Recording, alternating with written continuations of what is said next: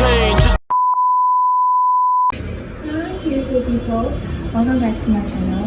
So I had an online class in the morning, and then I've also had a workout. So I did a home workout, just finished taking a shower, so now I am about to read my Bible. So okay, let's read the Bible. Let's eat.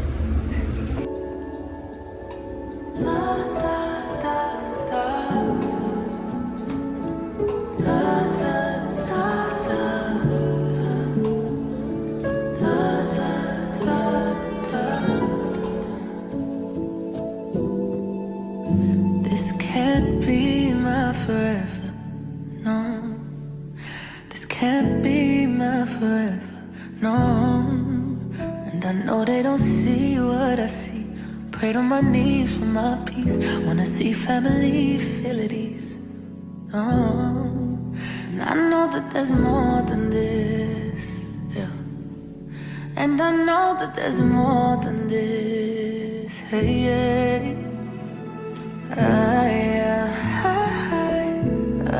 Hi guys, so I am about to study now. I have so much work to do. I have homeworks, I have work to catch up on. There's just so much.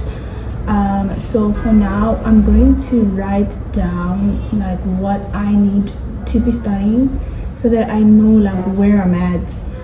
And I don't want to go blindly into studying and be like, I'm just gonna study this. So I want to plan it first, so to know which module to tackle first, because yeah, I still need to go for prayer later on today. I think that's gonna be at around 5, and I don't have a lot of hours. I think I have about 4 hours and 20 minutes. So yeah, let's get into it. I made myself tea. I didn't take y'all with me, but y'all, I made tea, and I have iced water. I'm not sure if it's just me guys, but sometimes, hopefully you can hear me, but sometimes I ice one side of my bottle so that I can add water on the other side. Is it just me? Anyways, yeah, let's get into planning and then we study.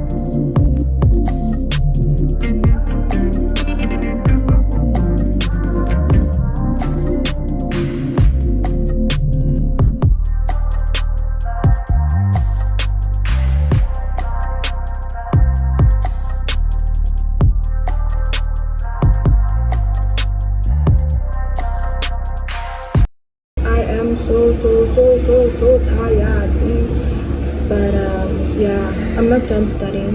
I'm still gonna continue.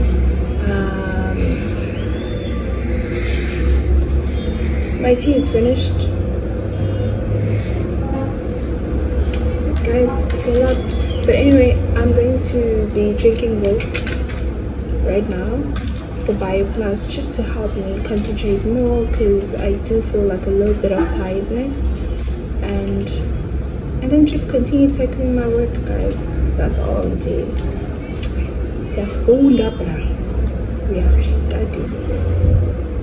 Okay, let's do it.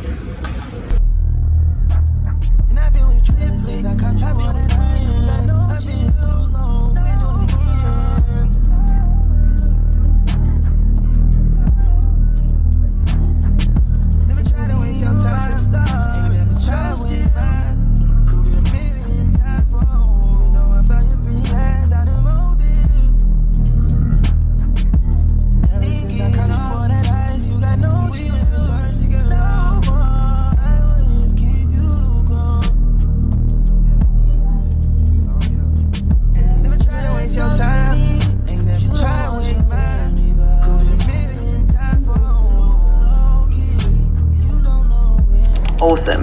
So next question, what are the most common clinical features that characterize a typical psoriatic lesion? So we will have a thicker skin, it will be raised, it will be a plaque, which means that it will have a flat top. It will be flat topped but raised on the skin, and there will be a lot of silvery scales on top of that raised skin lesion. Yes, exactly, that's perfect. So those plaques are typically erythematous, they're raised and they're covered with that classic silvery scale. And often they appear on the scalp, elbows, knees, so that description is exactly what we expect in typical psoriasis. So what are some of the main treatments used to manage moderate to severe psoriasis? So sometimes they can be used certain steroids like corticosteroids. It would be sometimes omega-3. And those are the only two I remember. You're on the right track. So yes, corticosteroids are often used, especially topically for mild to moderate cases. But for moderate to severe psoriasis, we also have systemic treatments like methotrexate, biologics such as TNF inhibitors, and sometimes phototherapy.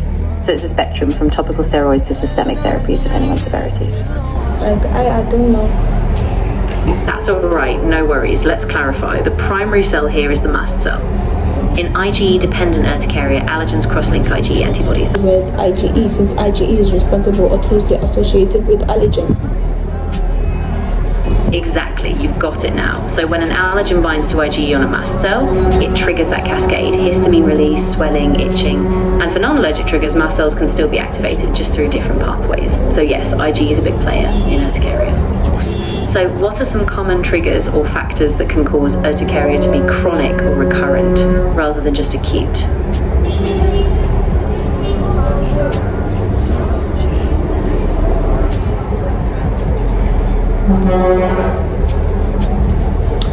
I'm just gonna give it a try, but I don't really know the answer. So it can be chronic if there is a persistent release of histamine in the blood vessels, leading to an increase in vascular permeability, which then in turn means that the skin there's a proceeding leak of fluid in the skin. Releasing this fluid then causes itching and then irritation of the skin, therefore having these bumpy raised wheals that are surrounded by redness. So if there is a consistent release of histamine, this will lead to a chronic urticaria.